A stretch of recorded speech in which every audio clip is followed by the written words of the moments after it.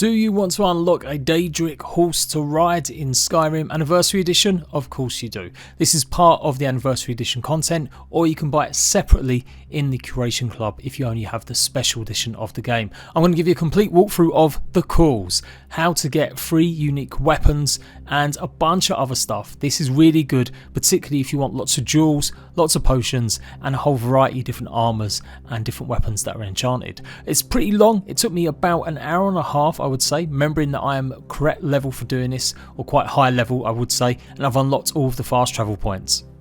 The whole quest is a homage to the Oblivion Gate, obviously from the previous game to Skyrim, so if you're a big fan of that game I'm sure you'll enjoy it. It could have been fleshed out a little bit more. There's some exciting areas to explore, but there's still quite a lot of puzzle solving or running around a couple of different dungeons as well. So I recommend a level of at least 50 and making sure you've got plenty of resistance to things like fire, as well as shock damage or lightning damage. Leave a like, check out the rest of my content I've already done. I've put a load of more shorter guides and I've tried condensing this hour and a half of content into a good 15-minute video for you. I'm not spoon feeding you every loot box and every crate. You can do that yourself because some people won't be bothered, they'll just want to get the weapons and out here, and it's pretty easy and self-explanatory to go and loot some of the stuff. I'm just giving you the best tips and pointers on how to proceed through the dungeon, to look out for traps and what to expect. Let's go. So to kickstart the calls, you are going to need to meet Scorvild at the Shrine to Stendarr. Now you have to be level 46 before you take on the calls, otherwise it won't necessarily show up. At reaching level 46, that's when you should receive a letter from a courier giving you directions to go and meet Scorvild. He's just west of Whiterun, you can see at this location, between Sleeping Tree Camp, Broken Fang Cave and Swindler's Den. When you'll get there, you'll get ambushed by some of the Mythic Dawn cult or assassins, and the guy you're meant to meet is dead. Now it'd be slightly useful to pick up at least one set of Mythic Dawn robes on your adventures, as you're going to use them to actually get past an area without any trouble. One of the Mythic Dawn assassins will have the orders on him, and that's going to direct you to the next stage. You also have to read Scorvild's journey, and that's going to give you the location of the next area that you've got to go for more clues. So you now have to go and find the Mythic Dawn camp, and it's just west of Iverstad here in this small mountain range. Your best bet is, if you've got the fast travel option unlocked, obviously go to Iverstad or the Alchemist Shack. You should notice the pathway here, just on the road. There'll be at least 3 Mythic Dawn soldiers or explorers guarding their little camp. Read the excavation leader's journal you find in one of the tents. Now we're going to be finding clues about a secret chamber. Next we're going to be going south to Arkwind Point and we're looking for Rielle for clues about the secret chamber.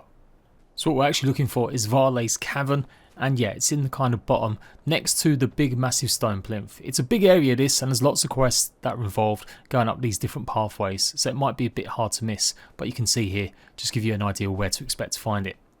You'll quickly realise that they are excavating on a big time scale, and this area should be okay with no enemies at first.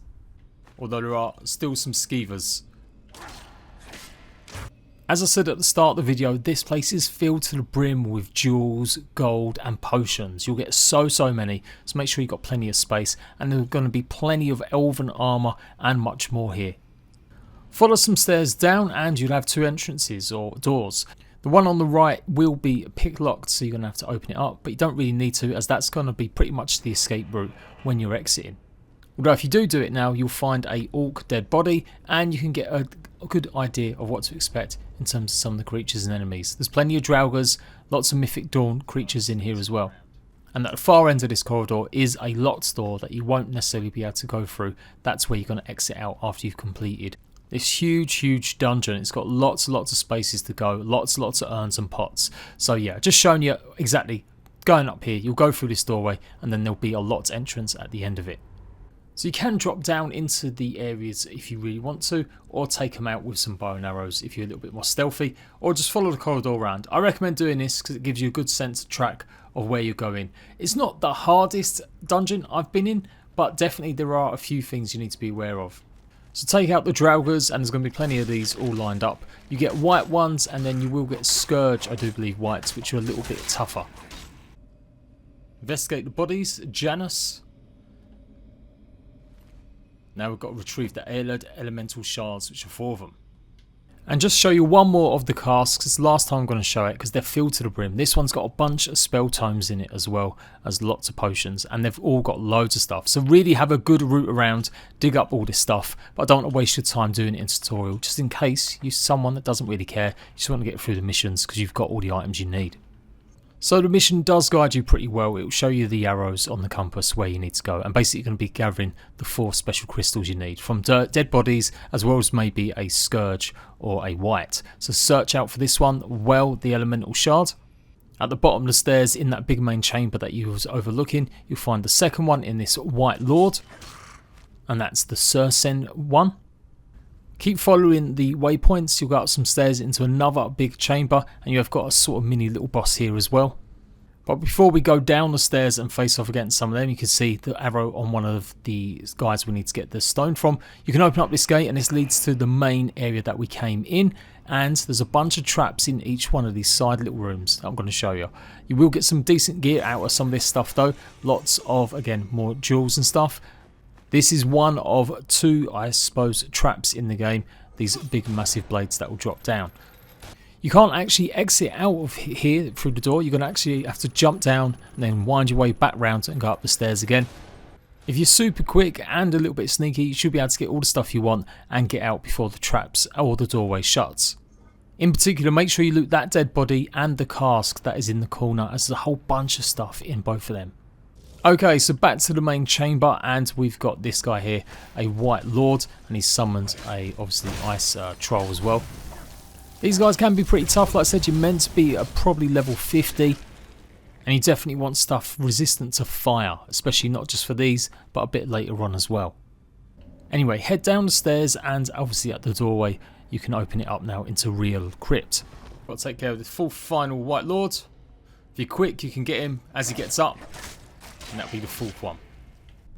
Now we've got to find the shard holders. Eventually you'll make your way to the end of the corridor, and there is a gate that you can activate. Now be careful when you go through these areas. A bit later on, if you miss anything, you won't necessarily be able to come back here. And if you're an absolute loot hoarder, go to the right hand side opposite that gate, and there'll be another area with some more wights and more loot. So back to the gate, open it up, and you'll see a Draugr maybe boasting a bit too much. Be warned, this is the 2nd trap. Okay, that's good to know. Somehow he didn't actually die from that, so yeah, take him out and then you can go and check out some of these places. You basically just got to run across to these little sections in between in the middle to escape getting absolutely pulverised by the big spikes up top. To the left hand side, keep going obviously to the west, up north to the next point. This is where you'll actually find the exit point, and you need to press a button to actually open up this gate in a while. Make it through this area and there's another gate, and this is where you're going to put them stones now. There will be a few wights, but nothing you can't handle since you've got this far. So if you actually take a look at the pillars, you'll notice there's some symbols and signs that represent certain things. So I do believe this one is the air. It should be sun or fire or light. There we go. Mountains normally mean earth. And the waves are water. And that'll open up the secret chamber entrance. There'll be some pressure plates on the floor to open up the end of the path, and then this is where you're going to get some loot, some chests. I highly recommend you do that first, and then go ahead and pick up the Great Welkland Stone, and that'll activate the next boss fight. And we need to defeat Norian the Undying now. He does a fair amount, I do believe, of lightning damage, so you might want to take some resistance to lightning as well, and he will summon a couple of scourges as well. He's pretty tough, bearing in mind I've got nearly 450 health or something like that. So yeah, obviously bring lots of potions and stuff. Like I said, resistance to lightning. But eventually you'll defeat him and you can get the staff from him. It's called the Staff of Ayleid, and it does 50 points of lightning damage on the floor, I do believe. And it should drain some stamina also from your target. Clear out the 2 archers, giving you some trouble, and make sure you loot the actual cask sitting on top of the plinth there, as well as the urn in the corner. And don't forget to pick up the actual key for this place. Then you simply exit back out the way that you came into the main chamber, and then you'll find the corridor with the great big massive block trap. And then we've got a switch on the right hand side, which I assumed opened the door, but I guess maybe the key did. I thought this would maybe stop the trap, but it doesn't. So still take care when you're going through this area. You can see it does a little bit of damage. Bear in mind, like I said, I've got a lot of health and you can just drop down. Remember to check behind all of these plimps as well for more casks and stuff. And then that's pretty much it. You can exit out of here. When you get through this doorway, you're going to come across a bunch of the Dawn people fighting off against Stendarr vigilantes. You can go ahead and loot all the stuff that they're fighting over, obviously their dead bodies, or help out the Stendarr vigilantes. That's what you're meant to do, so maybe don't go wailing on them. You will come across more of the Mythic Dawn people to fight yourself as well, and a bunch more wights have reanimated on your way out too. And then just in the first chamber that you actually entered, as you was exploring these ruins, you'll come across another fight between the Vigils and the Mythic Dawn. You need to get the stuff off the body, and then hopefully that will give you the location of the excavation where the Oblivion Gate is. And don't forget to bring a robe set with you. And on this Vigil of Stendarr, you'll have the location of Oblivion Gate. Also, I got a crossbow of sparks on this, which is part of the new crossbow set. Well, it's not that new, it's one of the ones that got added in years ago, but obviously new if you're playing the Anniversary Edition. Okay, so you made your escape. Now we're going to go all the way over to the east, just north of Riften and east of Shaw's Stone, and you can see we've got the location of the Oblivion Gate. Fast travel points, Champion's Rest seemed like it'd be one of the best places, but it is pretty challenging getting up to the top here, so I went instead to this castle. Now I don't think it's actually part of this DLC, but I found it interesting nevertheless that there is a wolf trying to get out some food inside a cage. I don't know if you're meant to open the cage and let him in, maybe that gets you a reward from the trappers, but he didn't seem to be taking the bait, and then all of a sudden I was attacked by the trappers themselves, as well as a vampiric witch. It was a pretty tough fight, I'm not going to lie. The Night Lord Vampire was super tough, and you do get some vampire armor set from her. So if you want to avoid all that and you're travelling across the country, then make sure you check out the map, what I'm showing you right now, and avoid just this area. The entranceway is kind of in the half of the pathway up the mountain, so it is a bit challenging unless you want to do some serious spelunking up a little few tiny jumps and cliffs.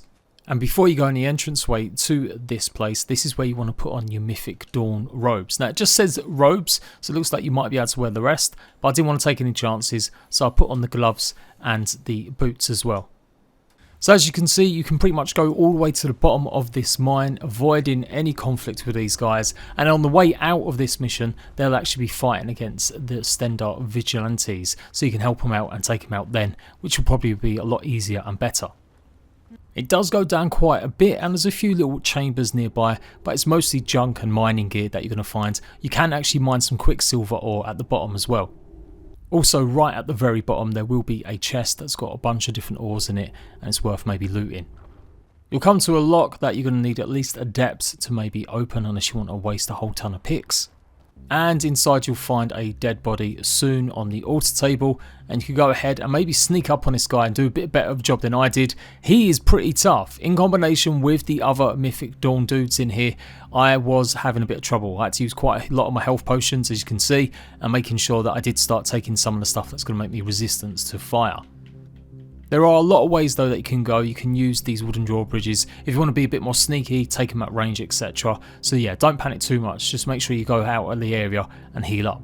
Eventually I defeated Vonos and I took care of his other minions. And that will be the course complete. But now, the best bit, we're going to be stepping into Oblivion with the Consequences quest. Go ahead and read Vonos' journal, and that's it, you can proceed through the Oblivion Gate. Now, from what I can vaguely remember playing Oblivion back in the day, these Oblivion Gates did open up to quite large areas, and you would have to go and do some sort of mission, go and take on some demon in the castle and stuff. And it's pretty similar here as well. You're going to be going across the Daedric lands and hopefully finding that Daedric horse spell tome so you can summon it whenever you want, and then obviously taking on a bunch of enemies and getting weapons. There's a whole bunch of plants that are pretty dangerous in here. You've got these little weeds that stick at you, and then inside these yellow pods you'll find a bunch of loot as well. So don't ignore the yellow pods, try and get the loot from them. You can harvest all of these plants as well, as a whole host of small little ones too. Eventually you'll come out into the plains proper, and you might even see a Daedric horse running past. Don't bother chasing him, it's fine, you'll find the spell to summon him in a while. Although as it goes, this is the way that you're meant to go. You'll come up across a couple of flame Atronox, as well as some Daedra sort of demon baddies. So do make sure you've got at least one ranged spell or ranged weapon to take care of them, as annoyingly they stay in the lava in this instance. You'll come across these punished plants, and these are again filled with loot, and this is where I found one of the spell tombs, but nearer towards the end of this run where a boss is. And this is the location itself where you can actually defeat him, take care of the horse, or leave the horse alone. To be honest, I think it kind of just mostly ignored me and got caught up in my melee hits. Didn't really do too much damage, but then you should find the tome inside one of them Punisher red plant boxes. These guys weren't so tough. Literally the mage guarding the actual Oblivion Gate was tougher in my opinion. But once you defeat him, this is where you're going to get the Scourge Axe. Summoned Daedric up to level 35 will be sent back to Oblivion. And here's the tome inside. I've got to say, it's a pretty goddamn cute horse, if that's the right word, and it looks like you can summon it as much as you want, whenever you want, not just in this area. Obviously still look out for lava, as it can still take damage. So you come across a few demon kites, is that the right word, with a decent little bit of loot on them. There's lots of different weapons in this place obviously as well, that have some minor enchantments, not just the main 3 from the quest, and you'll get plenty of Daedra hearts too. Eventually you'll make your way to the final part, which is a Melfat, something like that. Defeating him is going to give you the Torment Blade. Burns targets for 45 seconds and the targets will take extra damage. Towards the back of this little arena there was a bridge that went across to another Atrioc as well as another Kate. And yeah, they had some loot in it and stuff, and there was some more of the resources you can gather, the demonic ones. But this area felt just a bit weird and a bit tacked on at this point. It feels like this whole actual quest kind of was cut short a little bit. I feel like this Daedric area might have been a bit bigger initially, because it just seems a bit odd to have this area where there's nothing really that you're picking up. There is, like I said, a Punisher box which you'll get plenty of loot from, of course, but yeah, just a bit of a weird one. It doesn't offer a shortcut home either, so you're going to have to go all the way back round where you went and where you entered. And as I'm showing you right now, I got ambushed by another couple of Daedra on the way back as well. So make your way back through the gates and you should find the Vigilantes fighting the Mythic Dawn. Unless you've already taken all the Mythic Dawn out, maybe you went on a Bloodlust and just took everyone out on your way to the gate. I'm not 100% sure, but yeah, they were obviously fighting against them, so you can help them out or just run past them and escape. And that's it, no big fanfare, no NPCs to talk to, you escape out of the mine and the quest will be completed. That is the course done and dusted. I would say it's decent. Like I said at the start, that took me around an hour and a half to actually go through, and bearing in mind I'm fully leveled up and I've got fast travel unlocked. The weapons are okay, the staff runs out of charge way too quick, or I guess I've just got to get better at it or find some sort of perks to give me more out of it. And the weapons, they look cool. Torment looks alright with the red writing on it, I thought that was pretty decent, and the axe is pretty mad looking too. In the notes on the wiki, it does mention something to do with some sort of crown, but it looks like they've been mixing it up a little bit with another mod or another DLC pack, so I don't think there's anything else to collect. There's a bunch of other stuff I did get from that as well, lots of ebony stuff and weapons and Daedric knives, so yeah, it's definitely worth it if you want some new enchanted weapons, quick and easy, and like I said, loads and loads of jewels, loads of loot, and loads of different potions. I hope that's been helpful to you. If it has, hit me up with a like, check out all the rest of my guides, and I'll see you ratbags later.